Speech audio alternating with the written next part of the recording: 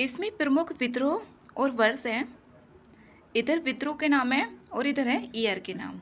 तो इसमें पाबना विद्रोह, और यहाँ से डायरेक्ट क्वेश्चन आए हुए हैं आरओ में भी और यूपी पीसीएस में भी। तो ये इम्पोर्टेंट है, यहाँ से डायरेक्ट क्वेश्चंस मिल जाएंगे। जैसे पाबना विद्रोह है, ये 1873 से 76 के बीच में हुआ था। दक्कन विद्रोह ये 1875। सन्यासी विद्रोह 1763 से 1800। और इसके पेपर में आरओ के पेपर में फैक्ट ज़्यादा पूछे जाते हैं। कोल विद्रोह 1831 से 32 के बीच में। गंजाम विद्रोह 1800 से 1805। वेल्लोर का सिपाही विद्रोह 1806 ईस्वी में। संथाल विद्रोह 1855 से 1856। ये तो कई बार आया हुआ है। खासी विद्रोह ये 1829 में। और अहोम विद्रोह 1815। बिरसा मुंडा विद्रोह ये है 1899 से 1900 के बीच में। होज विद्रोह 1820 से 21। मोपला विद्रोह 1921। तेभागा आंदोलन ये 1946 से 1947। एका आंदोलन 1922। इसमें आ गया है रंपा विद्रोह। एका आंदोलन 1922 का है ये, और रंपा विद्रोह 1879 से 80 के बीच में। बैरकपुर विद्रोह 1824। वेल्लोर विद्रोह 1855 से 56 ईस्वी, और बहरामपुर विद्रोह 1857 ईस्वी में। इसमें आगे है फिर यहाँ पर और भी प्रमुख विद्रोह दिए हुए हैं, जैसे मोपला। यहाँ पर इसमें नाम दे दिए हैं। मोपला विद्रोह केरल के मालाबार क्षेत्र, और ये 1921 में। मोपला विद्रोह केरल के मालाबार क्षेत्र और 1921 ईस्वी में। फिर है कूका विद्रोह पंजाब और 1840 में। कोले विद्रोह गुजरात 1857 में। चुआर विद्रोह मध्य प्रदेश 1762 से 1802 के मध्य के बीच में। और ये मुंडा विद्रोह रांची झारखंड 1899 से 1900 के बीच में। फिर है यहाँ पर आगे कुकी विद्रोह, ये मणिपुर एवं त्रिपुरा में, और 1917 से 1919 के बीच में। पाबना विद्रोह बंगाल में था 1873 के 76, 1873 से 76 के बीच में पाबना विद्रोह। फिर है तेभागा आंदोलन। तेभागा आंदोलन 1940 ईस्वी में, और ये बंगाल में हुआ था। फिर है यहाँ पर 1857 की क्रांति, इसके प्रमुख केंद्र और नेतृत्वकर्ता जैसे बरेली में खान बहादुर खान, लखनऊ में बेगम हजरत महल, इलाहाबाद में मौलवी लियाकत अली, और फिर आगे है बिहार में कुंवर सिंह, असम में मनीराम दीवान, इंदौर में सादत खां, इसमें भोपाल में राजा दौलत सिंह, कानपुर में अजीमुल्ला खां और नाना साहब का ये सलाहकार थे। जो अजीमुल्ला खां है, ये जो नाना साहब थे उनके सलाहकार थे। झांसी में रानी लक्ष्मीबाई, और इनके ईयर भी आते हैं जो वेबगत सिद्धांत था, उसमें असेंडिंग डिसेंडिंग ऑर्डर में पूछ लिया जाता है। जैसे फैज़ाबाद मौलवी अहमदुल्ला खान, और दिल्ली में बख्त खां, अवध में मौलवी अहमदुल्ला, संबलपुर में सुरेंद्र शाही, और गंजाम ये उड़ीसा का क्षेत्र है, राधा कृष्ण थे यहाँ पर, और कश्मीर में गुलाब सिंह। फिर है यहाँ पर आगे सहायक संधि।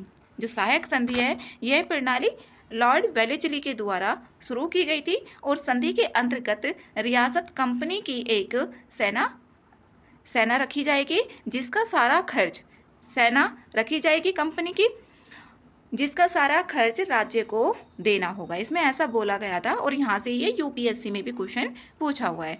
राज्य किसी यूरोपीय की सहायता नहीं करेगा। जो राज्य होगा वो किसी यूरोपीय की सहायता नहीं करेगा। संधि, जो सहायक संधि है, इसको स्वीकार करने वाले राज्य हैं। पहला यहाँ पर 1798 और 1800 हैदराबाद के द्वारा की गई थी स्वीकार इस संधि को, और 1799 में मैसूर एवं तंजौर के द्वारा, 1802 में अवध और पेशवा के द्वारा, 1804 में सिंधिया के द्वारा, और 1818 में होलकर के द्वारा। प्रथम सहायक संधि 1765 ईस्वी में अवध के साथ हुई थी। जो प्रथम सहायक संधि थी वो 1765 ईस्वी में अवध के साथ हुई थी। इसमें आगे यहाँ पर बसीन की संधि है। बसीन की संधि 1802 में हुई थी, और एक है सालबाई की संधि, वो 1782 में। 1782 में, और ये 31 दिसंबर 1802 अंग्रेज और बाजीराव द्वितीय। इसमें पूछ लिया जाता है अंग्रेज और बाजीराव प्रथम के बीच में, तो ये बाजीराव द्वितीय के मध्य में हुई थी जो बसीन की संधि है। अंग्रेज और मराठाओं के बीच में थी ये। प्रमुख कार्य और उनके जनक कौन थे? जैसे सहायक संधि है, सहायक संधि के यहाँ पर लॉर्ड वेलेस्ली, स्थानीय स्वशासन के लॉर्ड रिपन, और राज्य अपहरण नीति जो थी ये लॉर्ड डलहौसी के द्वारा। स्थायी बंदोबस्त यहाँ पर देखें तो लॉर्ड कॉर्नवालिस और सर जॉन सॉरबी, सॉर जो है वो भी इसमें शामिल थे, जो स्थायी बंदोबस्त है लॉर्ड कॉर्नवालिस के साथ में। और बंग विभाजन लॉर्ड कर्जन के द्वारा।